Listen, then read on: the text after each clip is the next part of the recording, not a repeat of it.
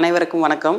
நான் கடலூர் மாவட்டம் cyber crime ஆய்வாளர் கவிதா பேசுகிறேன். சைபர் கிரைம் பற்றிய விழிப்புணர்வு கொஞ்சம் குறைவாக இருக்கிறதுனால உங்ககிட்ட சைபர் கிரைம் பற்றிய விழிப்புணர்வு பற்றி பேசுறதுக்காக இந்த பதிவு வெளியிடுகிறேன். இப்போ உங்களுக்கு சைபர் கிரைமில் என்னென்ன ஸ்கேம்ஸ் இருக்குன்ற பற்றி கொஞ்சம் சிம்பிளாக சொல்லிடுறேன். ஃபஸ்ட்டு ஓடிபி எந்த பேங்க் மேனேஜரும் உங்களுக்கு ஓடிபி சொல்லுங்கள் அப்படின்னு கேட்க மாட்டாங்க. அதனால் யார் கேட்டாலும் செல்ஃபோன் மூலயமா யாரும் ஓடிபி கேட்டாங்கன்னா அது சொல்லிடாதீங்க. ஓடிபின்றது நம்மளோட தனிப்பட்ட அடையாளம். யாராவது செல்ஃபோன் மூலயமா ஓடிபி சொல்லுங்கன்னு சொன்னால் அந்த ஓடிபி நம்பரை சொல்லிடக்கூடாது. அடுத்தது ஆதார் கார்டு அப்டேட் பண்ணுறேன், உங்கள் பேன் கார்டு அப்டேட் பண்ணுறேன்னு சொல்லிட்டு மெசேஜ் வரும். அதுக்காக நீங்கள் போயிட்டு அதை அப்டேட் பண்ணுறேன்னு சொல்லிட்டு கஸ்டமர் கேரில் போயிட்டு அப்டேட் பண்ணுறேன்னு சொல்லிட்டு அதுலேயும் போயிடாதீங்க. அங்கே ஹேக்கர்ஸ் வந்துடுவாங்க. அப்டேஷனுக்கு நேராக போயிட்டு இ-சேவை மையத்திலையோ எங்கேயோ டேரெக்டாக போயிட்டு அப்டேஷன் பண்ணிக்கோங்க. அடுத்தது ஸ்காலர்ஷிப். இப்போ ஸ்கூலில் ஸ்காலர்ஷிப் தராங்க. ஒரு கியூஆர் கோடை செல்ஃபோன் அனுப்பிச்சிடுறாங்க. கியூஆர் கோட் ஸ்கேன் பண்ணிங்கன்னா உங்களுக்கு ஸ்காலர்ஷிப் வந்துடும் அப்படின்றாங்க. அதனால் அதையும் நம்பாதீங்க. கியூஆர் கோட்லாம் எதுவும் ஸ்கேன் பண்ணாதீங்க. உங்களுக்கு ஸ்காலர்ஷிப் வராது. நேராக ஸ்கூலில் போயிட்டு ஸ்காலர்ஷிப் வருமா வராதான்னு சொல்லிட்டு அந்த ஹெச்எம்ஐ பார்த்து கேட்டுக்கோங்க. அடுத்தது பார்ட் டைம் ஜாப். வீட்டிலே உட்காந்து சம்பாதிக்கணும்னு நினைக்காதீங்க. வெளியில் 10 கம்பெனிக்கு ஏறினாலும் மாதம் ஆனால் கையில் காசு வாங்குங்க. லேப்டாப்லேயோ செல்ஃபோன்லேயோ பார்ட் டைம் ஜாப்னு நினச்சிட்டு அதில் போய் ஏதாவது ஒரு லிங்க் டச் பண்ணி உங்கள் காசை இழந்துடாதீங்க.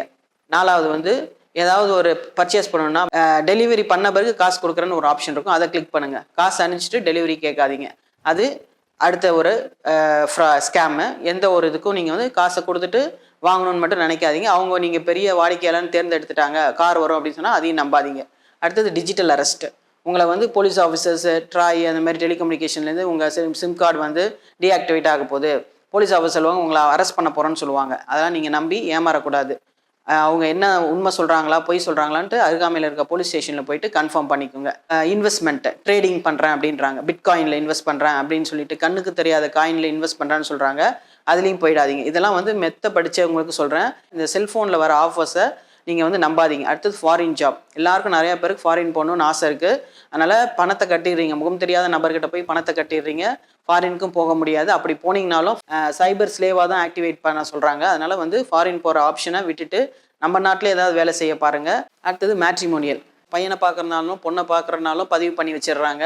அதில் உங்கள் பணத்தை எவ்வளோ இருக்குன்னு அவங்க டார்கெட் ஃபிக்ஸ் பண்ணிவிட்டு அவங்க ரெஜமாலும் ஆம்பளையா பொம்பளையானு தெரியாது, ஒரு மாடல்ஸை வச்சுட்டு உங்களை என்ன பண்ணுவாங்க, ஏமாற்றுவாங்க. அது உண்மைதானான்னு கண்டுபிடிக்கிறதுக்கு நம்ம லேட் ஆகிடும். அதுக்குள்ளே நம்மக்கிட்ட இருக்க பணத்தெல்லாம் அவங்க எடுத்துருவாங்க.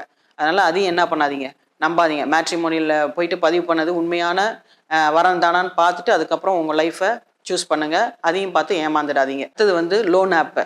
நம்ம அன்றாட தேவைக்கு பணம் தேவை தான். அதனால் இப்போ அக்கம் பக்கத்துலையோ பேங்க்லையோ நம்ம யார்ட்டையும் போய் கடன் வாங்குறதில்ல. நேராக கூகுளில் போயிட்டு லோன் ஆப்புன்னு போட்டோம்னா நிறைய ஆப்ஸ் வருது.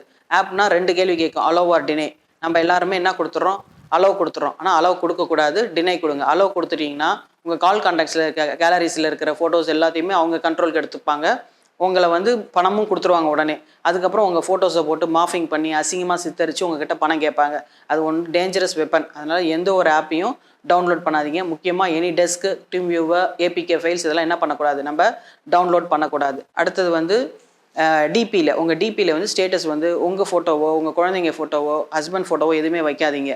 அப்படி வச்சிங்கன்னா அதையும் மாஃபிங் பண்ணி உங்கள் ஸ்டேட்டஸில் வச்சிங்கன்னா அதை எடுத்து அவங்க மாஃபிங் பண்ணி போட்டு பணம் கேட்பாங்க. அதுக்கும் நம்ம அசிங்கப்பட்டு இப்போ இருக்கிறதுல அசிங்கப்பட்டு நம்ம பணத்தை போட்டுருவோம். 5000 போட்டுருவோம், 3000 போட்டுருவோம், 30,000 போட்டுருவோம். 1 லட்சம் வரும்போது தான் நமக்கு தோணும் நம்ம எல்லாம் யாரோ ஏமாத்துறாங்க. அப்போ தான் நமக்கு என்ன நம்பர் ஞாபகம் வரும், 1930 நம்பர் ஞாபகம் வரும். சைபர் கிரைமுக்கு டோல் ஃப்ரீ நம்பர் ஒன்று இருக்குது, அது 1930. இதை மனசில் வச்சுக்கோங்க. எக்காரணத்தை கொண்டும் ₹1 போகிறதுக்கு முன்னாடி இந்த நம்பர் உங்கள் மைண்டுக்கு வந்துடணும். ₹1 கூட நம்ம ஹேக்கர்ஸ்க்கு கொடுக்கக்கூடாது. இன்னொரு வெப்சைட் இருக்குது, www.cybercrime.gov.in. இந்த 2த்தையும் ஞாபகம் வச்சுக்கோங்க. பணத்தை எக்காரணத்தை கொண்டு இழந்துடாதீங்க. அறிவுடையார் ஆவது அறிவார், அறிவிலார் அக்தரி கல்லாதவர். இதுக்கு அர்த்தம் திருவள்ளுவர் என்ன சொல்லியிருக்காங்கன்னா, அறிவுடையவர்கள் பின்னால் வருவதை அறிவார்கள், அறிவில்லாதவர்கள் வரப்போவதை முன்கூட்டியே அறிந்து கொள்ள மாட்டார்கள். இது உங்களுக்கு புரியும்னு நினைக்கிறேன். அதனால் நம்ம அறிவுள்ளவர்களாக இருக்கணும்னு நான் நினைக்கிறேன். அறிவில்லாதவர்களாக நம்ம இருக்கக்கூடாது. ஒவ்வொருத்தரும் இந்த குரலை மனசில் நிறுத்திக்கிட்டு யாருக்கிட்டையும் நம்ம ஏமாறக்கூடாது, ஜாக்கிரதையாக இருக்கணும். இன்னும் வருங்காலத்தில் ஆர்டிஃபிஷியல் இன்டெலிஜென்ஸ் எங்கேயோ போகுது. அதுக்கு தகுந்தாற்போல் நம்ம பணத்தை சேவ் பண்ணிக்கணுன்ட்டு உங்கள் அனைவரிடம் கேட்டுக்கொள்கிறேன். நன்றி.